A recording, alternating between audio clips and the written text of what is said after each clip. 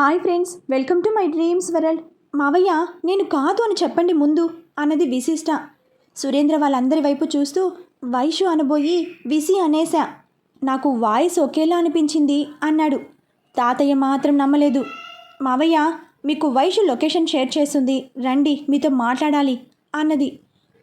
Okay అంటూ call cut చేసి పదండి అందరం లంచ్ చేద్దాం, వైషు విశిష్ట గురించి ఏదో చెప్తాను రమ్మన్నది అన్నాడు ఆనందంగా. అయితే తనని రమ్మను, నువ్వెందుకు వెళ్ళడం అని అడిగాడు తాతయ్య ఎగాదిగా చూస్తూ. అది కాదు మావయ్య, ఏదో ఇంపార్టెంట్ మ్యాటర్, నన్ను మాత్రమే రమ్మన్నది అన్నాడు. అయితే వెళ్ళు సూరి, బంగారం దొరికిన తర్వాత అందరం కలిసి డిన్నర్ చేద్దాం. అసలు ఈ టెన్షన్లో మేము వంట కూడా చేయలేదు అన్నది. అబ్బా, మార్నింగ్ టిఫిన్ కూడా తినలేదు, కనీసం ఓట్స్ అయినా చెయ్యి, తినేసి వెళ్తా అంటూ డ్రెస్ చేంజ్ చేసుకుని రావడానికి లోపలికి వెళ్ళాడు సురేందర్. గౌతమి లేచి కళ్ళు తుడుచుకుంటూ తన ఫోన్ తీసుకుని వైషుకి కాల్ చేసింది. మమ్మీ కాలింగ్ అని చూసి వైషు అదిరిపడింది. అక్క, మమ్మీ ఫోన్. లిఫ్ట్ చేసి ఏదో ఒకటి చెప్పి డౌట్ రాకుండా మేనేజ్ చేయి అన్నది. వైషు సరేనని లిఫ్ట్ చేసి ఆ మమ్మీ అనగానే, వైషు అక్క ఎక్కడుందో నీకు తెలుసా అని అడిగింది సూటిగా. లేదు మమ్మీ. మరి మావయ్యను ఎందుకు రమ్మన్నావు? నువ్వే ఇంటికి రావచ్చుగా. అసలు మార్నింగ్ నుంచి ఒక్క ఫోన్ లేదు నీ నుంచి. నేను విశిష్ట గొడవలో పడి నీ సంగతి మర్చిపోయాను. మమ్మీ బావ ఫోన్ చేసి విషయం చెప్పగానే నేను బిందు అక్క కోసం వెతుకుతూనే ఉన్నాం. నాకు ఒక డౌట్ వచ్చి బావని మావయ్యని రమ్మన్నాను. నువ్వు వరీ అవ్వకు మమ్మీ అంటూ కాల్ కట్ చేసింది. ఆంటీ నమ్మారంటావా అని అడిగింది బిందు కంగారుగా. అసలు ఎందుకు అక్క మావయ్యని రమ్మన్నావు అని అడిగింది వైషు కంగారుగా. రానివ్వు చెప్తా. ఇంతకీ మనం ఎక్కడ ఉన్నాం అని అడిగింది చుట్టూ చూస్తూ. మా పిన్ని వాళ్ళ గెస్ట్ హౌస్ అన్నది బిందు ఇబ్బందిగా నవ్వుతూ. ఏంటి ఇంత దూరం తీసుకొచ్చారా అని అడిగింది ఆశ్చర్యంగా. అవునక్క, అంతా బావ ప్లానే.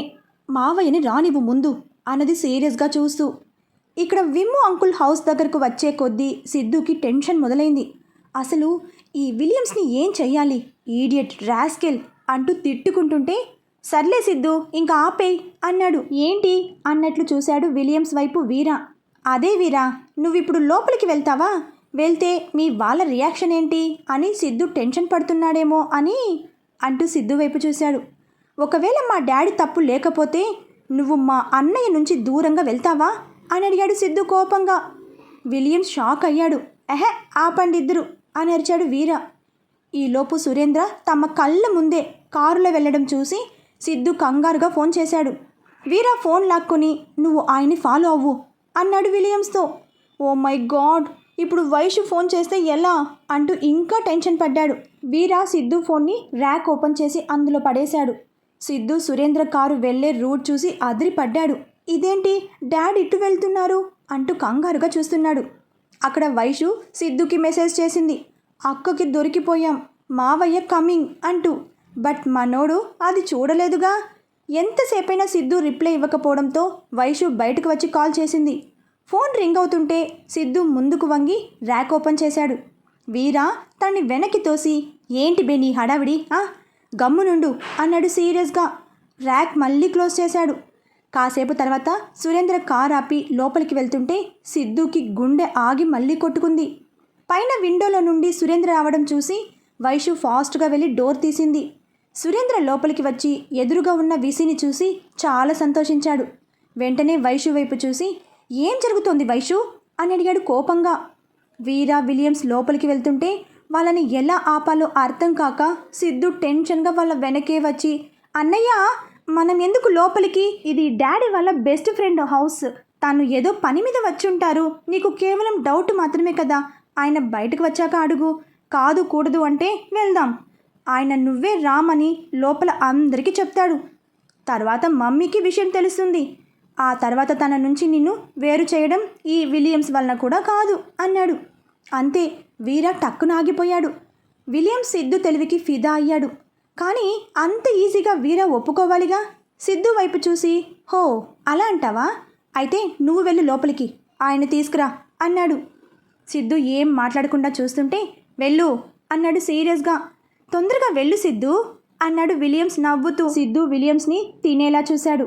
అంతలో బిందు, నువ్వేంటి డోర్ వేయకుండా వచ్చావు అంటూ డోర్ వేయబోతూ బయట వీరాని చూసి బక్క చిక్కిపోయింది బిడ్డ. అది చూసిన వైషు ఏమైంది అని అడిగింది. వామ్మో, నేను వద్దంటున్నా వినకుండా మొగుడు పెళ్ళాలు కలిసి నన్ను ఇరికించారు. విలన్ వచ్చేశాడు. ఈ వాల్టితో నా చాప్టర్ క్లోజ్ అంటూ ఏడుస్తుంటే విశిష్ట గబగబా వచ్చి చూసింది. వీర కొంచెం దూరంలో. అంతే, దడేళ్ళ డోర్ క్లోజ్ చేసి, మావయ్య మీరు రావడం ఆయనకు తెలిసిపోయింది అన్నది కంగారుగా. అబ్బా, నాకు ఒక్క ముక్క అర్థం కావడం లేదు అన్నాడు సురేందర్ సీరియస్గా. అంటే వీరా అంటూ వణికిపోయింది వైషు. అంత నీ వల్లే, ఇంకో నెలలో పెళ్ళి. అయ్యో దేవుడా, ఇప్పుడెలా అంటూ పైకి చూసింది బిందు. ఎవరు, రామ్ వచ్చాడా? నా వెనకాలేనా? ఎందుకు అని అడిగాడు ఆశ్చర్యంగా. మావయ్య, నేను మీకు వివరంగా మొత్తం చెప్తాను. ఆయన నన్ను ఇక్కడ చూస్తే అంతే సంగతులు. వైషు, బిందు, నేను చెప్పేది వినండి. నేను లోపల దాక్కుంటాను. ఆయన వస్తే డౌట్ రాకుండా మేనేజ్ చేయండి. ముందు నా ఫోన్ ఇవ్వండి అన్నది. వైషు ఫాస్ట్గా వెళ్ళి ఫోన్ తెచ్చి ఇచ్చింది. ఓకే, నేను లోపలికి వెళ్తున్నా, జాగ్రత్త అంటూ లోపలికి వెళ్ళి డోర్ వేసుకుంది. సురేంద్రకి ఏం అర్థం కావడం లేదు. బయట వీరా. సరే నేనే వెళ్తా అంటూ వచ్చేశాడు. సిద్ధు విలియమ్స్తో అయిపోయావు నా చేతిలో అంటూ వీరా వెనకే వెళ్ళాడు. వీరా వెళ్ళి డోర్ దబా దబా బాదుతుంటే బిందు వైషుతో, మీ బావగారు వచ్చారు అన్నది. నేనా? నోవే, ఆయన నన్ను చూస్తే ఇంక అంతే, నేను దాక్కుంటా, నువ్వే మేనేజ్ చేయి అంటూ ఇంకో రూమ్లోకి ఉరికింది. బిందు భయపడుతూనే డోర్ తీసింది. వీరాని చూసి, మీరా అన్నది భయం భయంగా. వీరా లోపలికి వస్తూ చుట్టూ చూశాడు. సురేంద్ర తనని చూసి రామ్ అంటూ ఆనందంగా పైకి లేచాడు. సిద్ధు లోపలికి వచ్చి విశిష్ట లేకపోవడం చూసి ఊపిరి పీల్చుకున్నాడు. వీరా సురేంద్ర వైపు చూడకుండా బిందు వైపు చూస్తూ, జాన్ ఎక్కడా అని అడిగాడు యమ సీరియస్గా. బిందుకి కాళ్ళు చేతులు ఆడలేదు. ఏం చెప్పాలో కూడా అర్థం కాలేదు. అవును, ఈ లిల్లీ పుట్టెక్కడా అనుకుంటూ చుట్టూ చూశాడు. విసి అంటూ ఏదో చెప్పబోతుంటే, డాడ్, అంకుల్ ఏరి అని అడిగాడు కన్ను కొడుతూ. సురేంద్రకి అర్థం కాలేదు. జాన్ అని అరిచాడు పెద్దగా. అంతే, అటు వైషు ఇటు విసి అదిరి పడ్డారు దెబ్బకి. విశిష్ట వెంటనే ఫోన్ ఆన్ చేసింది. సిద్ధుకి మెసేజ్ చేసింది, బావా కాల్ మీ అని. ఫోన్ తన దగ్గర లేకపోవడంతో సిద్ధు చూసుకోలేదు. కాల్ చేద్దామంటే డాన్ చూస్తే ఇంకేమైనా ఉందా అనుకుంటూ ఆగిపోయింది. అసలు విశిష్ట ఇక్కడ ఎందుకుంటుంది వీరా గారు? ఏమైంది అని అడిగింది నెమ్మదిగా. తనని ఎవరు కిడ్నాప్ చేశారు బిందు, అదిగో బయట నిలబడ్డాడే అంటూ విలియమ్స్ వైపు చూపిస్తూ, ఆయన అంటూ ఏదో చెప్పబోతుంటే బిందు పూర్తిగా వినకుండానే, అయ్యో అవునా, విసి కనిపించడం లేదా అంటూ రకరకాల ఎక్స్ప్రెషన్ ఇవ్వడం మొదలుపెట్టింది. అంతలో సురేందర్, రామ్, విశిష్ట అంటూ ఉండగానే వీరా ఫోన్ మోగింది. From John. అంతే, మా నోడు మొహంలో ఆనందం కొట్టొచ్చినట్లు కనపడింది. జాన్ అన్నాడు పెద్దగా. బేబీ, నువ్వెక్కడ ఉన్నావు అని అడిగింది కంగారుగా నటిస్తూ. నువ్వెక్కడ ఉన్నావో చెప్పు జాన్ అని అడిగాడు. నేను హాస్పిటల్లో ఉన్నాను బేబీ అనగానే, హాస్పిటలా? ఎందుకు? ఎక్కడా అని అడిగాడు కంగారుగా. సిద్ధు బిందు ఒకరినొకరు చూసుకుని నవ్వుకొని చాటుగా తంబు చూపించుకున్నారు. నువ్వు నన్ను డ్రాప్ చేసి వెళ్ళాక ఆటో వచ్చి గుద్దేసింది, అంతే. ఆ తర్వాత ఏం జరిగిందో గుర్తులేదు. కళ్ళు తెరిచి చూసేసరికి హాస్పిటల్లో ఉన్నాను అన్నది. ఏ హాస్పిటల్? లొకేషన్ షేర్ చేయి, నేను వస్తున్నా అన్నాడు. అంటే నేను ఆల్రెడీ బయటకు వచ్చేసాను, నువ్వెక్కడికి రమ్మంటే అక్కడికి వస్తాను అన్నది. వద్దు, నువ్వు అక్కడే ఉండు, నేనే వస్తా అంటూ కాల్ కట్ చేసి బిందు వైపు చూస్తూ, ఆయన ఎందుకు వచ్చాడు అన్నాడు మాపే మొహంతో. సిద్ధు చెప్పిన రీజన్ తెలియక బిందు, అంటే వీరగారు, ఇది మా గెస్ట్ హౌస్ అండి, మా పెళ్ళి గురించి మాట్లాడుకోవడానికి నేనే అందరినీ రమ్మన్నాను అంటూ ఇబ్బందిగా నవ్వింది. సిద్ధు బావకి బాంబు నెత్తిన పడింది. వీరా వైపు గుటకులు మింగుతూ చూశాడు. ఫినిష్, ఈ రోజుతో నా చాప్టర్ క్లోజ్. అరే సిద్ధు, సొంత అన్న చేతులు చస్తున్నావు, ఆల్ ది బెస్ట్ అనుకుంటూ ఏడుపు మొహం పెట్టాడు. అందరినీ అంటే అని అడిగాడు వీరా సోఫాలో సెటిల్ అయ్యి. ఇదేంటి తీరిగ్గా సెటిల్ అయ్యాడు? విసి ఫోన్ చేస్తే వెళ్ళిపోతాడని నోటికి వచ్చిన అబద్ధాలు ఆడేశా, ఇప్పుడెలా అనుకుంటూ టెన్షన్ పడుతుంటే విశిష్ట బిందు ఫోన్కి కాల్ చేసింది. కొంచెం దూరంలో ఉన్న ఫోన్ రింగ్ అవుతుంటే బిందుకి ఏం చేయాలో తోచలేదు. వీరా లేచి ఫోన్ దగ్గరకు వెళ్ళాడు. లేడీ డాన్ కాలింగ్ అని వస్తోంది. యాక్చువల్గా విసి అనే ఉండేది. వీరాతో పెళ్ళయ్యాక బిందు అలా మార్చేసింది. వీరా లిఫ్ట్ చేసి స్పీకర్ ఆన్ చేశాడు. హలో బిందు అన్నది విసి. అంతే, బిందుకి గుండె ఆగి మళ్ళీ కొట్టుకుంది. సైలెంట్గా ఉండేసరికి విసికి విషయం అర్థమైంది. వీరా ఇంకా అక్కడే ఉన్నాడని. బిందు అని అరిచింది కావాలని. మాట్లాడు అని సైగ చేశాడు వీర. చెప్పవే అన్నది నెమ్మదిగా. మార్నింగ్ మా ఇంటికి వస్తుంటే ఆటో యాక్సిడెంట్ అయ్యింది, హాస్పిటల్లో అడ్మిట్ అయ్యాను అన్నది. సిద్ధుకి తల తిరుగుతోంది. సురేంద్ర అంకుల్ సిచ్యువేషన్ మరీ ఘోరం. అసలు ఏం జరుగుతోందో కూడా తెలియడం లేదు. విశిష్ట అలా చెప్పగానే అయ్యో అవునా, ఏ హాస్పిటల్ అని అడిగింది కంగారు నటిస్తూ. జేజే హాస్పిటల్. నువ్వు నా కోసం కంగారు పడతావని కాల్ చేశా, బాయ్ అంటూ కాల్ కట్ చేసింది. లోపల వైషు సిద్ధుకి తెగ కాల్ చేస్తోంది. అసలు బయట ఏం జరుగుతోందో అని తెగ ఆత్రంగా ఉంది. పోనీ బిందుకి చేస్తే అనుకున్నదే తడువు. వెంటనే బిందుకి కాల్ చేసింది. అది చూసి బిందుకి ఏడుపొక్కటే తక్కువ. వెంటనే సిద్ధుకి ఫోన్ ఇచ్చి మీ ఆవిడ అన్నది. సిద్ధు లిఫ్ట్ చేసి బయటకు వెళ్ళి హలో అన్నాడు. బావా నువ్వు వచ్చావా, నీ ఫోన్ ఏమైంది అని అడిగింది కంగారుగా. అబ్బా ఎక్కడో ఉంది కానీ అసలు డాడ్ ఇక్కడికి ఎందుకు వచ్చారు, విసి ఏది అని అడిగాడు అయోమయంగా కంగారుగా. అయ్యో బావా అది చెప్తామని నీకు ఫోన్ చేశాను. అక్కకి నిజం తెలిసి మావయ్యని రమ్మన్నది. ఆయన వెనకే రాంబావని చూసి తను నేను ఇద్దరం దాక్కున్నాం అని చెప్పగాని వీరా వచ్చి సిద్ధు పక్కన నిల్చున్నాడు. దాక్కున్నారా అంటూ పక్కన వీరాని చూసి ఓహో అలా జరిగిందా, వెరీ గుడ్ అంటూ మాట మార్చేశాడు. మైండ్ పోయిందా బావా, వెరీ గుడ్ ఏంటి, ఇంటికి రాంబావ వెళ్ళిపోయాడా అని అడిగింది. వీరా ఫోన్ తీసుకుని ఇంకా వెళ్ళలేదు అంటూ ఫోన్ సిద్ధుకిచ్చి కామ్గా వెళ్ళిపోయి కారు ఎక్కాడు. సిద్ధు పరిగెత్తుకుంటూ వెళ్ళి అన్నయ్య అసలు ఏం జరిగిందంటే జరిగింది చెప్పడానికి రెడీ అయ్యాడు. వీరా సిద్ధు ఫోన్ తీసిచ్చి జాన్ని రమ్మని చెప్పు అన్నాడు. అది కాదన్నయ్య, విశిష్టికి ఏమీ తెలియదు, ప్లాన్ అంతా నాదే, కొంచెం సేపు అయినా నీతో టైం స్పెండ్ చేయాలని ఇదంతా చేశాను అన్నాడు తలదించుకుని. జాన్ని రమ్మను అంటూ వాయిస్ పెంచాడు. సిద్ధు లోపలికి వెళ్ళి బిందుతో విసిని పిలు అన్నాడు డల్గా. బిందు కామ్గా వెళ్ళి విశిష్ట ఉన్న రూమ్ డోర్ కొట్టింది. విశిష్ట బయటకు వచ్చి వెళ్ళారా అని అడిగింది కంగారుగా. రామ్కి అంతా అర్థమైంది. నిన్ను పిలుస్తున్నాడు అన్నాడు సిద్ధు సీరియస్గా.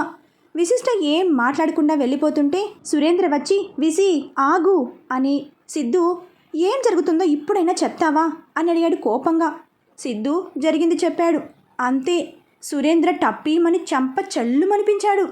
ఆర్ యు మ్యాడ్, తను pregnant, how can you do this అని అడిగాడు పిచ్చ కోపంతో.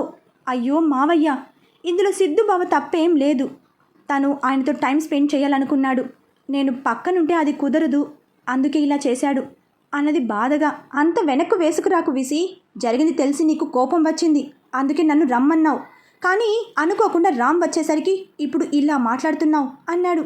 అవును మావయ్య, మీరు చెప్పింది నిజమే, నాకు వీళ్ళు చేసిన పనికి ఫస్ట్ కోపం వచ్చింది, అందుకే మీకు కాల్ చేశాను, కానీ తర్వాత అర్థమైంది సిద్ధు బావ చేసింది కూడా మనందరి కోసమే కదా, ఆయన నన్ను మాత్రమే ప్రేమిస్తా అంటే కుదరదు కదా, అంతకన్నా ముందు మిమ్మల్ని, ముఖ్యంగా అత్తను, తనని అమ్మ అని పిలవాలి, ఇవన్నీ సిద్ధు బావ ఆలోచించాడు కాబట్టే ఇలా చేశాడు అన్నది సిద్ధు వైపు చూస్తూ. బట్ దానికోసం ఇలా చేయడం కరెక్ట్ కాదు, రామ్ దృష్టిలో ఇప్పుడు నేను సిద్ధు ఇంకా వాల్యూ కోల్పోతాం అన్నాడు బాధగా. లేదు మావయ్య, అలా ఎప్పటికీ జరగనివ్వను, మీరు బాధపడకండి అంటూ సురేంద్ర చేయి పట్టుకుని చెప్పి వెళ్ళిపోయింది. బయట విశిష్ట రావడం చూసి మనం మాపే, ఎవరు మాపే, ఏ మొహంతో, అదే మాపే మొహంతో తన వైపు సీరియస్గా చూశాడు. వీరా, నేను వేరే క్యాబ్ బుక్ చేసుకుంటా, మీరు ఈ క్యాబ్లో వెళ్ళండి అంటూ వెళ్ళిపోయాడు విలియమ్స్. విశిష్ట వెనక కూర్చోగానే వీరా మాత్రం ముందే కూర్చుని డ్రైవర్కి అడ్రస్ చెప్పాడు. దారి పొడవునా ఇద్దరు మాట్లాడుకోలేదు. విశిష్ట మాత్రం చాలా టెన్షన్ పడుతోంది. ఇప్పుడు ఏం చెప్పాలి, నేను కూడా వాళ్ళతో కలిసే ప్లాన్ చేశానని నన్ను అపార్థం చేసుకున్నాడా అనుకుంటూ బాధపడింది. గంటలో ఇంటి ముందు కారు ఆగింది.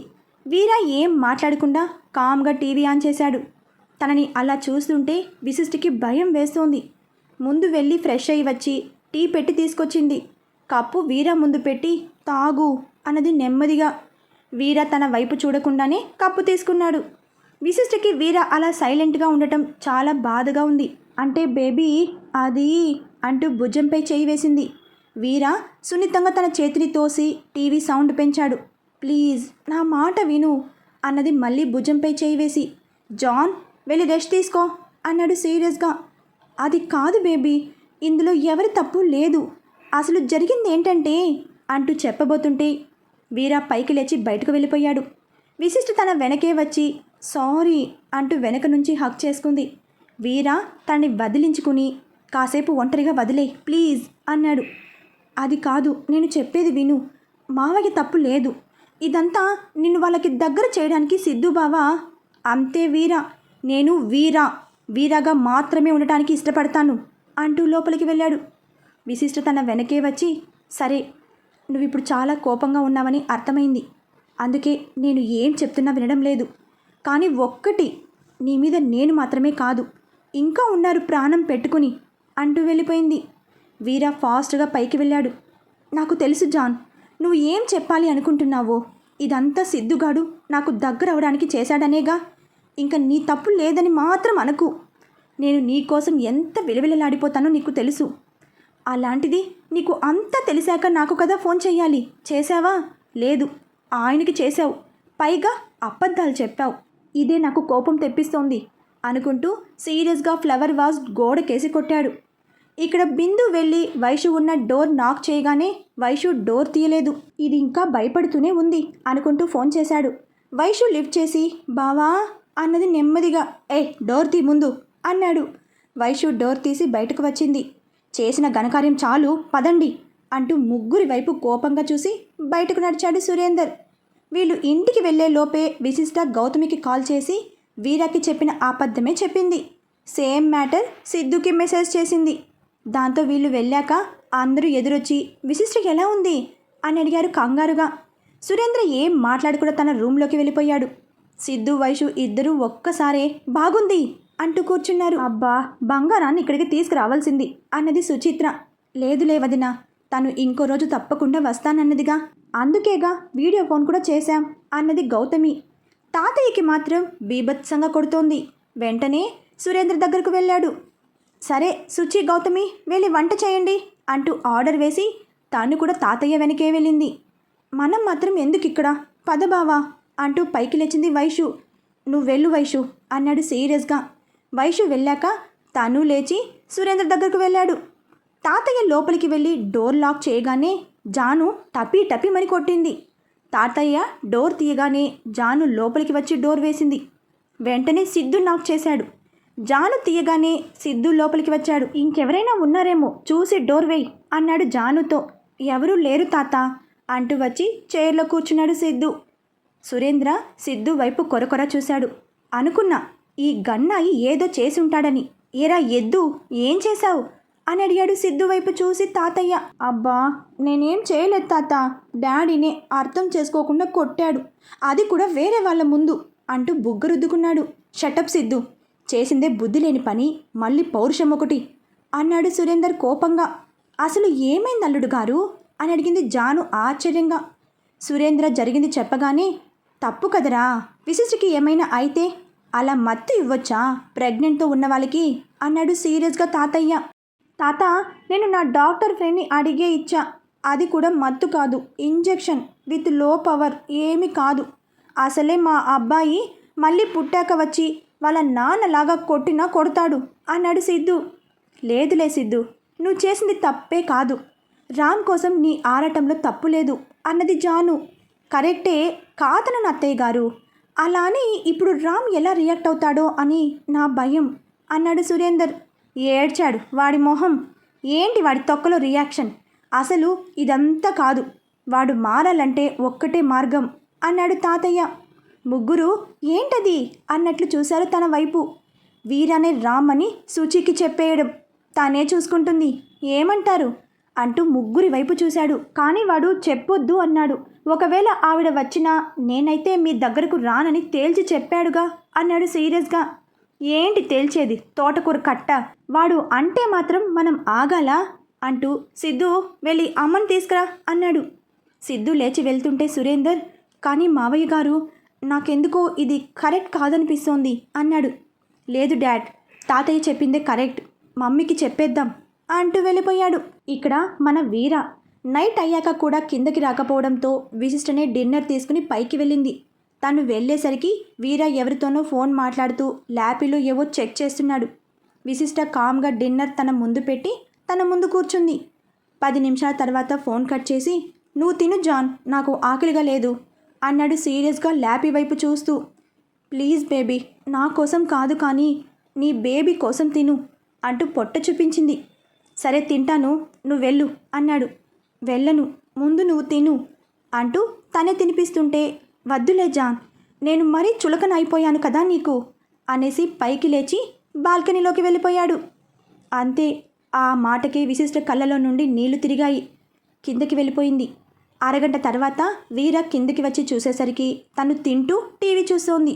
వీర తన ప్లేట్ మాత్రం కిచెన్లో పెట్టి పడుకోవడానికి వెళ్ళాడు. 10 నిమిషాల తర్వాత విశిష్ట వచ్చి కామ్గా పడుకుంది. ఇద్దరూ చేరో వైపు తిరిగి పడుకున్నారు. ఇద్దరికీ అలా ఉంటే నచ్చడం లేదు. వీరాకి కోపం, బాధ. విసికి వీర అలా అనేసరికి అలిగింది. ఇంకా అక్కడ సిద్ధు సుచిత్రని పిలవడానికి వెళ్ళేసరికి బిమ్ము అంకుల్ వచ్చాడు ఊరి నుంచి. దాంతో తాను పిలవలేదు సుచి ఆంటీకి. ఇంకా ఎవ్వరు ఏమీ చెప్పలేదు. నెక్స్ట్ డే కూడా విసిరాలు అలాగే ఉన్నారు. ఏదో తినాలి కాబట్టి తింటున్నారు. మాటలు అసలే లేవు. ఆ రోజు ఈవినింగ్ కాళీ, సింహ, సుబ్బు, చిట్టి, సుమ వచ్చారు. ఈ అప్డేట్ని మీరు ఎంజాయ్ చేసినట్లయితే ఒక లైక్ చేయండి, కమెంట్ చేయండి. Bye friends. మన వీర కోపాన్ని మన విసి ఎలా తీరుస్తుందో తర్వాతి అప్డేట్లో తెలుసుకుందాం. బాయ్ ఫ్రెండ్స్, మరొక భాగంతో కలుసుకుందాం.